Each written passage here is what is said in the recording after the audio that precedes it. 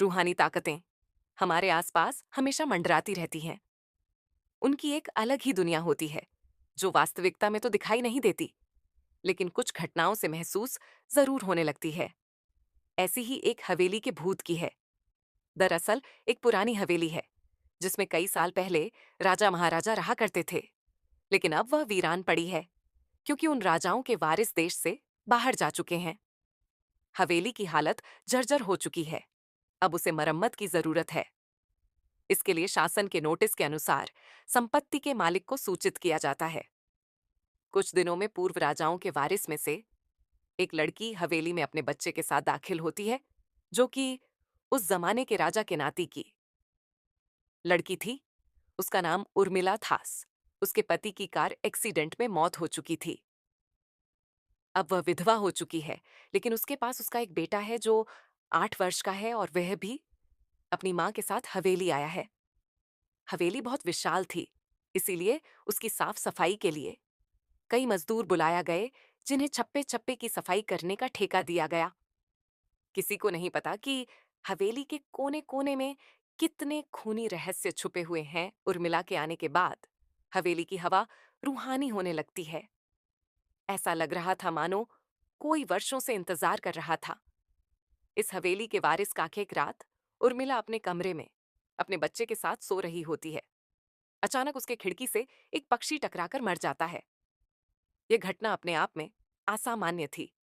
पक्षी टकराते ही उर्मिला की नींद खुल जाती है और जब वह लाइट जलाकर देखती है तो डर से चीखने लगती है, क्योंकि उस कमरे की खिड़की से एक पक्षी फंसा हुआ था और उसके शरीर से खून की बूंदें फर्श पर गिर रही थी।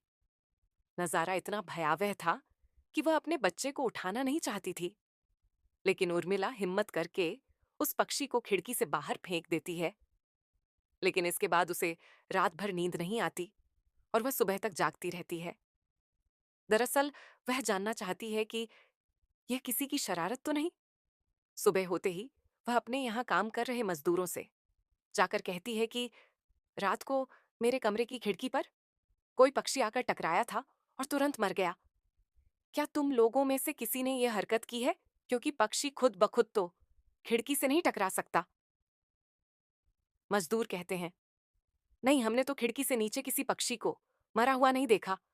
हम तो अभी वहां से चले आ रहे हैं। और जब सभी जाकर देखते हैं तो वहां वह पक्षी नहीं होता। उर्मिला घबराने लगती है कि यह क्या, यहाँ तो पक्षी होना चाहिए या कम से कम खून की कुछ बूंदें दिखनी चाहिए, लेकिन यहाँ पर पक्षी का एक पंख तक नहीं पड़ा हुआ। उर्मिला सभी मजदूरों को कहती है कि हवेली में बहुत सी कीमती चीजें और मूर्तियां हैं, संभाल के साफ सफाई करना। मजदूर अपने अपने काम में लग जाते हैं। उर्मिला अपने बच्चे के साथ कमरे में टीवी देख रही होती है कि अचानक हवेली की छत से एक मजदूर नीचे गिरता है। उर्मिला को अचानक लोगों की आवाज सुनाई देती है। वह भागकर खिड़की से नीचे देखती है तो एक मजदूर की लाश पड़ी होती है। उर्मिला कमरे से नीचे आती है और इसके गिरने का कारण पूछती है। लोगों के जवाब अलग अलग होते हैं। कोई कह रहा होता है कि इसने खुद आत्महत्या की है और कोई कह रहा था कि यह गलती से गिर गया है। सभी के दावे अलग थे, लेकिन उर्मिला को कुछ अनकही बातें सुनाई दे रही थी। उर्मिला के कान में अचानक एक आहट के साथ आवाज आती है, अपने बच्चे को बचा सकती है तो बचा ले। उर्मिला यह वाक्य सुनते ही अपने कमरे की तरफ भागने लगती है, क्योंकि कमरे में उसका बच्चा अकेला टीवी देख रहा होता है। जैसे ही उर्मिला कमरे में पहुंचती है तो उसका बेटा खिड़की से कूदने वाला ही होता है कि उर्मिला उसका पैर पकड़ लेती है और वह खिड़की से लटक जाता है।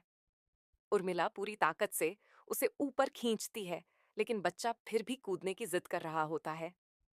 उर्मिला किसी कदर अपने बच्चे को काबू में करती है और कमरे के बाहर आ जाती है और वह मजदूरों से पूछती है, बताओ क्या है इस हवेली में, क्योंकि ये बच्चा तो ऐसा नहीं कर सकता और अभी यह सब जो हो रहा है कुछ अलग ही चल रहा है। तभी एक बूढ़ा मजदूर उर्मिला से कहता है, बेटी, ज्यादा जानना हो तो अपने पूर्वजों की कहानी पढ़ो, तभी तुम्हें इस हवेली का इतिहास पता चलेगा। इस हवेली की कहानी की किताब इसी गांव के सरपंच के घर में रखी होती है, जो कि बहुत साल पहले मर चुके थे, लेकिन अब भी उनके बेटों के पास वह किताब मौजूद थी। उर्मिला सरपंच के घर पहुंचती है और किताब ले लेती है। किताब पढ़ते ही उसे पता चलता है कि इस हवेली में एक नौकर नौकरानी भी थे, जिनके बीच में बहुत प्यार था और वह कई सालों से हवेली की सेवा कर रहे थे। लेकिन एक बार रानी के शाही गहने चोरी हो गए और उसके शंका में राजा ने नौकरानी को चोरी की सजा दी और उसे जिंदा दफना दिया गया। उसके गम में उसके पति ने भी अपनी जान दे दी और उसके 1 महीने बाद ही उस राजा ने अपनी ही तलवार अपने गले में घुसेड़कर आत्महत्या कर ली। उसके बाद छोटे मोटे हादसे हवेली में होने लगे, जिस वजह से ये हवेली हमेशा के लिए बंद कर दी गई। कई सालों के बाद वहां कोई आया है, जिससे वहां रहने वाली आत्माओं को मौका मिल गया फिर से बदला लेने का। उर्मिला हवेली का रहस्य जानकर यहां से जाना चाहती है, क्योंकि उसे अपने बच्चे की चिंता है। इसीलिए वह रात में ही कार लेकर एयरपोर्ट के लिए निकल जाती है। अचानक रास्ते में उसकी कार का एक्सीडेंट हो जाता है और कार पलटकर उल्टा हो जाती है, लेकिन दोनों को कोई नुकसान नहीं होता। उर्मिला अपने बच्चे को बाहर निकाल लेती है और सुनसान सड़क पर भागने लगती है। रास्ते में उसे एक कार आते दिखाई देती है और कार रोकने के लिए उर्मिला सड़क के बीच में खड़ी हो जाती और अपनी मदद के लिए चिल्लाने लगती है। तभी अचानक कार वाला आकर कार का ब्रेक लगा देता है। उर्मिला पास जाकर देखती है तो उसकी हिम्मत बढ़ जाती है, क्योंकि यह एक पुलिस ऑफिसर होता है।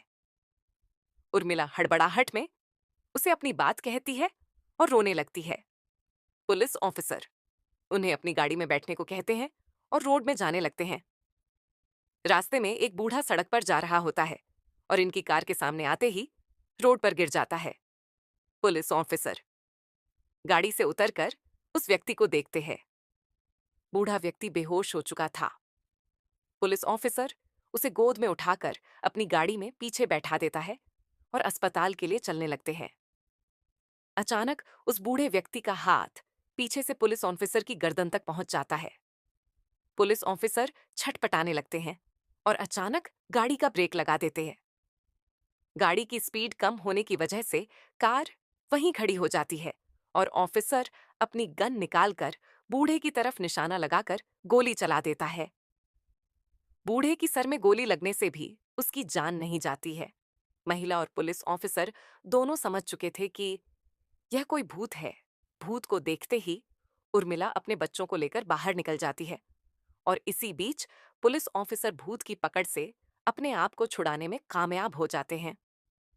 पुलिस ऑफिसर के बाहर निकलते ही तीनों बाहर रोड से भागने लगते हैं और कुछ देर भागते हुए उन्हें सड़क के किनारे जगमगाती लाइट्स दिख रही होती है। पुलिस ऑफिसर उर्मिला से कहते हैं कि आज मैडम, ये एयरपोर्ट है, इस जल्दी चलिए। उर्मिला अपने बच्चों को लेकर एयरपोर्ट के अंदर पहुंच जाती है। एयरपोर्ट पहुंचते ही उर्मिला की जान में जान आ जाती है, क्योंकि पुलिस ऑफिसर की बहादुरी की वजह से उसके बच्चे की जान बच गई थी। लेकिन हवेली में भूतिया ताकतों का आधिपत्य अभी तक बना है और इसी के साथ खूंखार भूतिया कहानी खत्म हो जाती है। और भूतिया कहानी सुनने के लिए हमें जरूर फॉलो करें।